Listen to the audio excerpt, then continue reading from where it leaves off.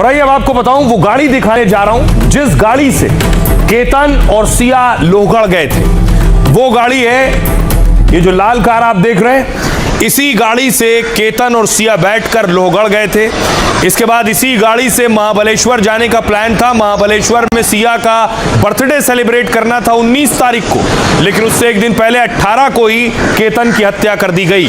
लेकिन अब बड़ी बात यह है, केतन की हत्या में सिया और चेतन दोनों शामिल थे। इस तस्वीर से भी तस्दीक हो रही है, लेकिन चेतन कह रहा है मुझे नहीं पता। चेतन कह रहा है मैं तो वहां गया ही नहीं। चेतन कह रहा है जब उसे धक्का दिया गया मैं वहां था ही नहीं।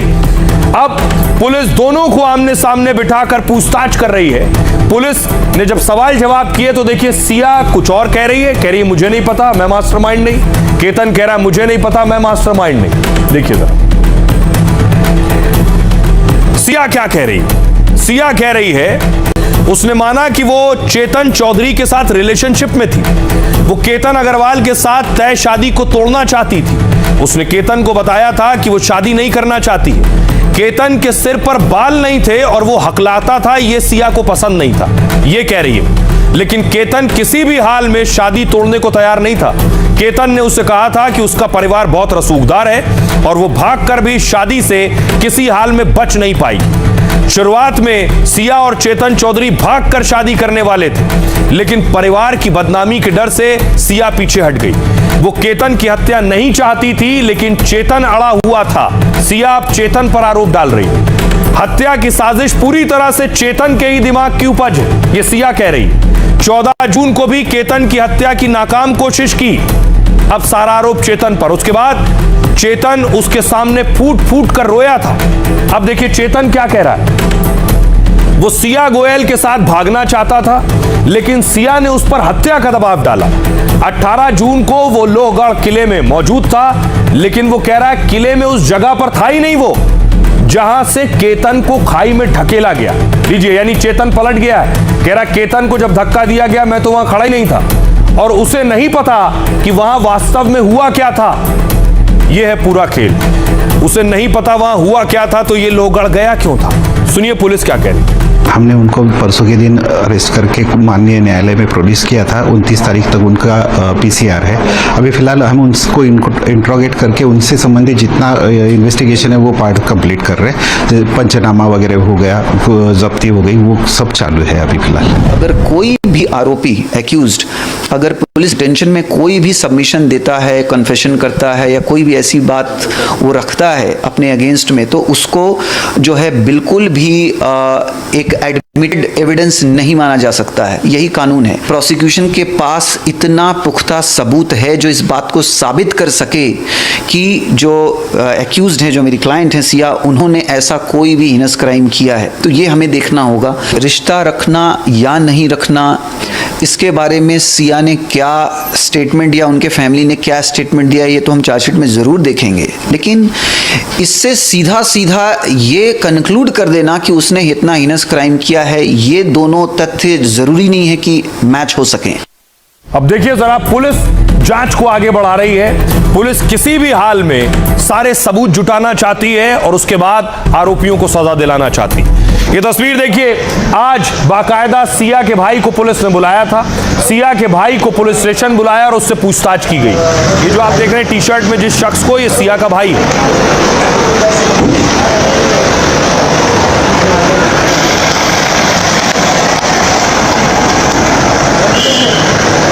इसके अलावा नीरज को बुलाया। नीरज जानते हैं कौन है। चेतन अपना मोबाइल दुकान पर रख गया था और अपने हेल्पर का मोबाइल ले गया था। यह है वो नीरज। नीरज को पुलिस ने बुलाया, जिसने मुंह पर रुमाल से खुद को ढका हुआ है। इससे पूछताछ की। इसका मोबाइल लेकर गया था चेतन लोहगढ़।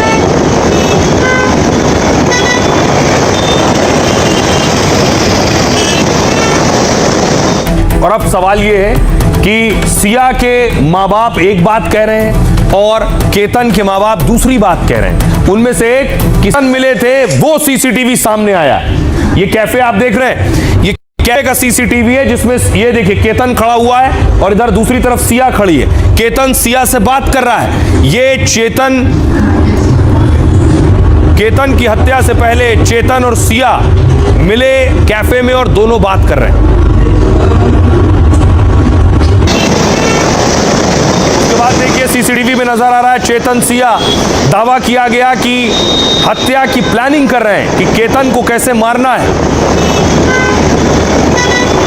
ये जिस कैफे में चेतन और सिया थे, आज इसी कैफे में पुलिस पहुंची है। थर्ड वेव कैफे, यही पुलिस पहुंची है पूछताछ करने के लिए।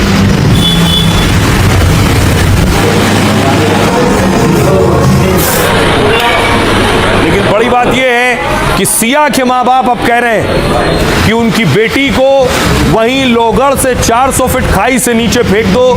जो मेरी बेटी ने केतन के साथ किया है वही मेरी बेटी के साथ हो अगर वो दोषी है।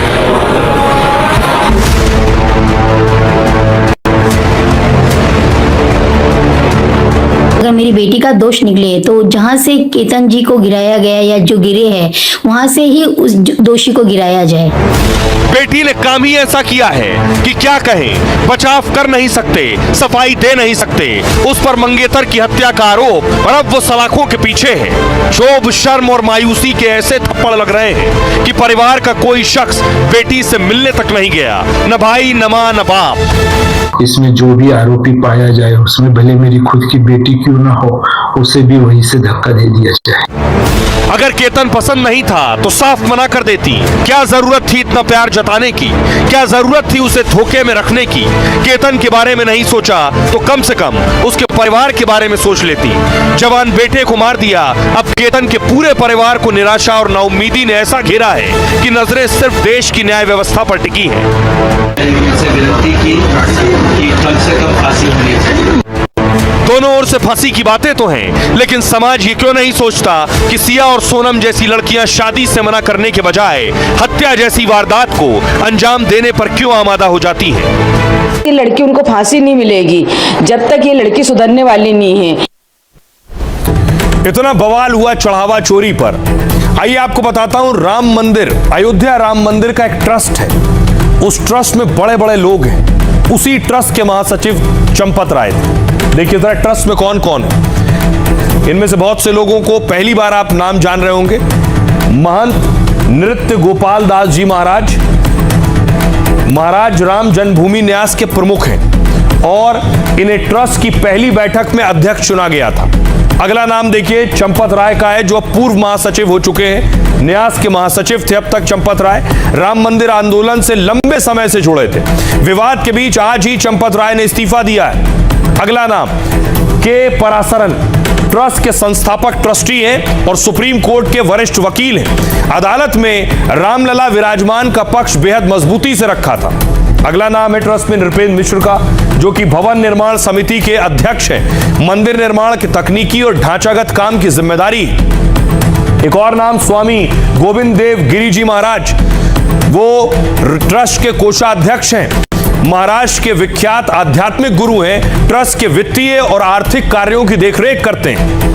अनिल कुमार मिश्रा इस्तीफा दे दिया है। मंदिर के ट्रस्टी अनिल कुमार मिश्रा थे, होम्योपैथिक चिकित्सक हैं जो लंबे समय से आरएसएस से जुड़े रहे। ये वो सारे नाम जो ट्रस्ट के सदस्य हैं। उनमें जगत गुरु शंकराचार्य स्वामी वासुदेवानंद सरस्वती जी ये सदस्य हैं। अगला नाम जगत गुरु माधवाचार्य, वो सदस्य हैं ट्रस्ट के।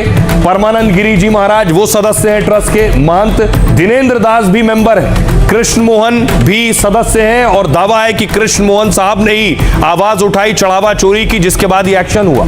शशांक त्रिपाठी सदस्य हैं। अयोध्या के डीएम जो होगा वो भी ट्रस्ट में सदस्य होगा। प्रशांत लोखंडे सदस्य हैं, केंद्र सरकार के प्रतिनिधि हैं। तो ये सारे चेहरे ट्रस्ट का हिस्सा थे। अब चंपत राय और अनिल मिश्रा इस्तीफा दे चुके हैं।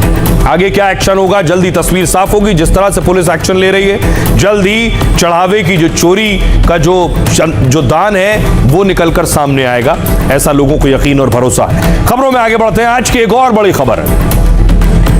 अब खुलेगी पूरी साजिश। सिया और केतन के मामले में रोज बड़े खुलासे हो रहे हैं। ये वो तस्वीर है जहां केतन की हत्या की गई, केतन की बॉडी मिली है लोहगढ़ से, और उसके बाद एक्शन शुरू हुआ, जांच शुरू हुई। लेकिन केतन की हत्या से पहले सिया और चेतन, अब बड़ी चीज ये कि चंदा चोरी वाले, चढ़ावा चोरी वाले गिरफ्तार हो गए। और जो चढ़ावा चोरी किया वो भी मिलने लगा, सियासत भी हो रही। लेकिन दो बड़ी शख्सियत जो राम मंदिर से लंबे वक्त से जुड़े रहे, आज उनके इस्तीफे हुए, जिनमें चंपत राय जो महासचिव थे ट्रस्ट के, उन्होंने इस्तीफा दिया, और दूसरे अनिल मिश्रा, दो लोगों के इस्तीफे हुए।